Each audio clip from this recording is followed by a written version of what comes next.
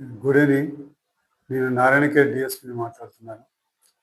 గత కొద్ది రోజుల నుండి కంటిన్యూగా వర్షాలు పడుతుండటం వల్ల పోలీస్ డిపార్ట్మెంట్ తరఫున ప్రజలకు ఒక విజ్ఞప్తి చేయదలుచుకున్నాను.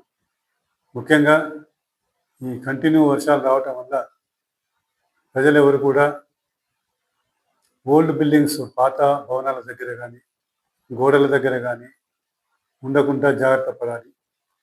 ఎందుకంటే అవి కంటిన్యూ నానటం వల్ల కూలే అవకాశం ఉంటుంది.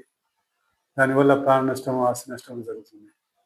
అదేవిధంగా విద్యుత్ స్తంభాల దగ్గర, విద్యుత్ తీగల దగ్గర, ఎత్తైన చెట్ల దగ్గర కూడా వర్షం వచ్చేటప్పుడు అక్కడ ఉండకుండా జాగ్రత్త వహించాలని విజ్ఞప్తి చేస్తూ ఉన్నాను. అదేవిధంగా కొత్తగా వర్షము నీరు వల్ల చెరువులు కూడా నిండటం వల్ల అక్కడ చిన్నపిల్లలు ఎవరు కూడా అందులోకి స్విమ్మింగ్ పోవటం కానీ, ఫోటోలు దిగటానికి కానీ అత్యుత్సాహం చూపించి ప్రమాదాలకు గురి కావద్దని కూడా రిక్వెస్ట్ చేస్తూ ఉన్నాను.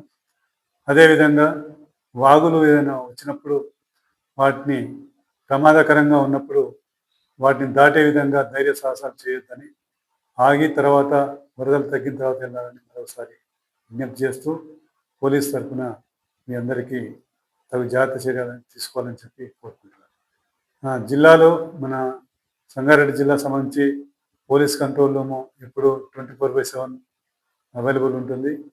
ఎక్కడ ఏ విధమైన ఇబ్బంది ఉన్నటువంటి 100 నెంబర్కి, డయల్ 100 నెంబర్కి ఫోన్ చేసి మీరు ఇన్ఫర్మేషన్ ఇస్తే సంబంధిత పోలీసు వారు ఇమీడియట్గా అక్కడికి వచ్చి నివారణ చర్యలు చేపడతారు.